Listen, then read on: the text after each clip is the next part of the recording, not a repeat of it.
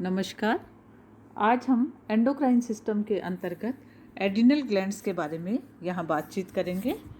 Adrenal glands according to name, ये glands जो होती हैं ये बॉडी में वन पेयर होता है, किडनी के जस्ट ऊपर प्रेजेंट होती हैं, पेयर्ड ऑर्गन्स होते हैं। शेप के हिसाब से देखा जाए तो ये हाफ मून शेप की दिखाई देती हैं।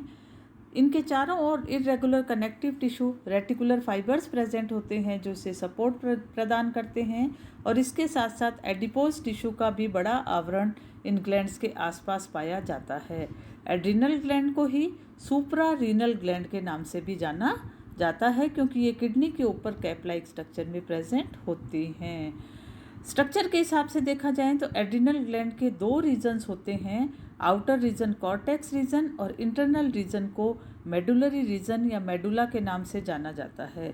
दोनों ही जो लेयर्स होती हैं इनकी सेल्स जो होती हैं वो कॉर्ड्स की फॉर्म में ब्लड कैपिलरीज के साथ ग्रुप में प्रेजेंट होती हैं, और इस तरीके से चारों तरफ एक बड़ा कैप्सूल का आउटर मोस्ट कवरिंग जो होती है वो यहाँ पर प्रेजेंट होती है। सबसे पहले बात करेंगे एड्रिनल ग्लैंड का outer region, adrenal cortex region. Adrenal cortex region जो है बेसिकली 3 लेयर्स का बना हुआ होता है। हिस्टोलॉजी की दृष्टि से, उत्तकी की दृष्टि से पहला स्तर जो होता है उसे जोना ग्लोमेरुलोसा लेयर के नाम से जाना जाता है। ये कॉर्टेक्स वाले भाग का 15% क्षेत्र बनाता है। कैप्सूल या आउटर मोस्ट कवरिंग के जस्ट नीचे जोना ग्लोमेरुलोसा प्रेजेंट होता है। कोशिकाएं जो यहाँ उपस्थित होती हैं वो कॉलुमिनर और पिरामिडल सेल्स होती हैं, और ये सेल्स जो होती हैं वो क्लोजली पैक्ड होती हैं, राउंडेड शेप की होती हैं, और इनके बीच बीच में छोटे छोटे क्लम्प्स भी प्रेजेंट होते हैं। दूसरी लेयर जो इसके बाद प्रेजेंट होती है इसे जोना फैसिकुलेटा के नाम से जाना जाता है। जोना फैसिकुलेटा कॉर्टेक्स वाले क्षेत्र का 65% भाग लगभग घेरे रहता है। ये इंटरमीडिएट जोन होता है। इसमें मिलने वाली कोशिकाएं पॉलीहेड्रल शेप की सेल्स होती हैं, सामान्यतः बाइन्यूक्लिएटेड सेल्स होती हैं। लिपिड ड्रॉपलेट्स जो होते हैं इनके साइटोप्लाज्म में प्रचुर मात्रा में उपस्थित होते हैं। यहाँ जो सेल्स प्रेजेंट होती हैं उन्हें स्पॉन्जियोसाइट्स के नाम से भी जाना जाता है।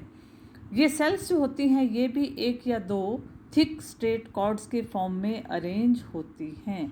सबसे आंतरिक स्तर कॉर्टेक्स रीजन का जो होता है इसे रेटिकुलरिस के नाम से जाना जाता है।